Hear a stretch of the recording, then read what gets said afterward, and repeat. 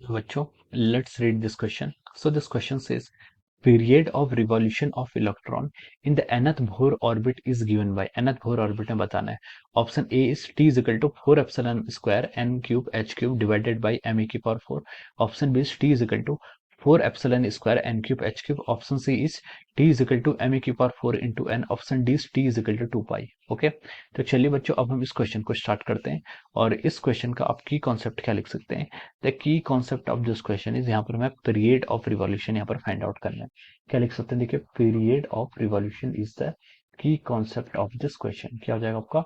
Period of revolution will be the key concept of this question. Okay, अब देखिए period of revolution होता क्या है.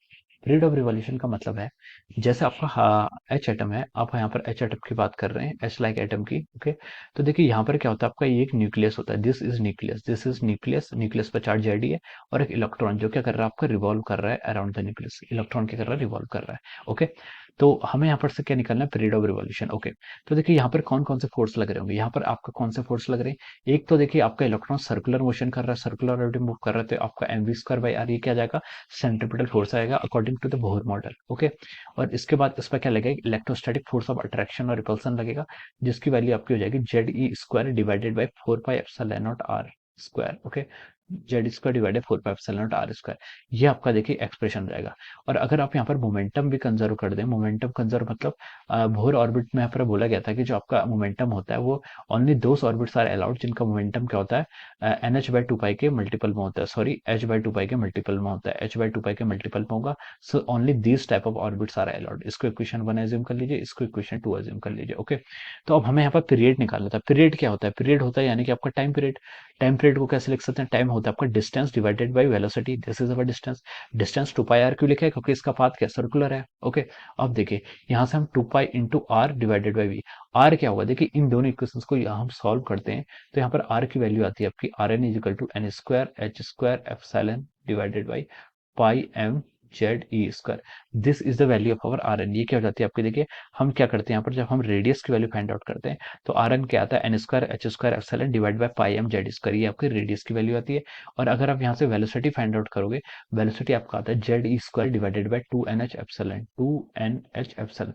ये दोनों इक्वेशन जो है आपकी, इक्वेशन 2 और सॉरी इसको इक्वेशन 3 बोल दीजिए, इसको इक्वेशन 4 बोल दीजिए.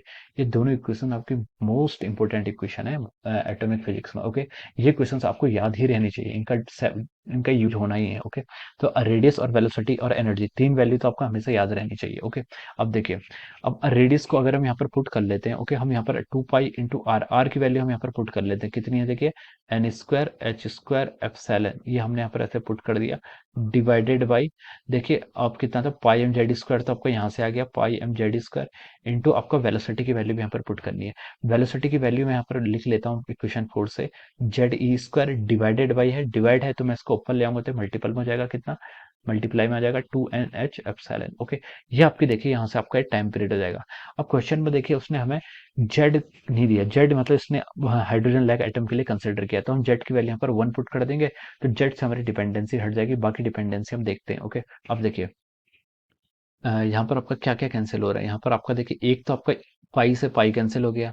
Okay, Z is equal to 1 हो जाएगा, ई स्क्वायर कटेगा नहीं, एम मास भी नहीं कट रहा है, और ठीक है इतना ही कटेगा सिर्फ. ओके, हाँ अब देखिए 2 और 2 का ऊपर मल्टीप्लाई करेंगे तो सबसे पहले आपका 4 हो जाएगा, 4 हो जाएगा. और ये देखिए एन एच एप्सिलॉन है, ये भी एन एच एप्सिलॉन है, तो इसको हम मल्टीप्लाई कर लेंगे तो हो जाएगा N cube H cube epsilon का स्क्वायर हो जाएगा. Okay, N cube H cube epsilon का स्क्वायर. ओके, ये आपका ऊपर वाले न्यूमरेटर हो गया. अब डिनोमिनेटर में आते हैं.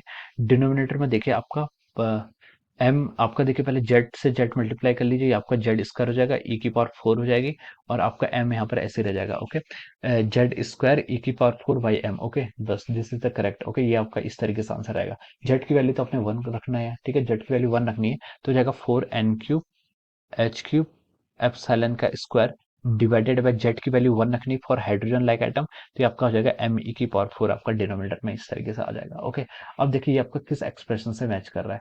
ऑप्शन ए में देखिए 4 एप्सिलॉन का square N cube, okay, H cube divided M E की पावर 4, ये आपका ऑप्शन ए से ही मैच कर रहा है, तो हम लिख सकते हैं कि ऑप्शन ए करेक्ट हो जाएगा. बी सी डी तो वैसे भी इनकरेक्ट देखने से पता चल रहा है. ओके, तो हम लिख सकते हैं कि इसके जो राइट, इसके करस्पॉन्डिंग जब का राइट आंसर होगा वो क्या होगा? आपका option A is the correct answer of this question. Option A क्या होगा? इसके करस्पॉन्डिंग आपका करेक्ट आंसर होगा। Okay, so I hope you all understood this concept. All the best and thank you so much.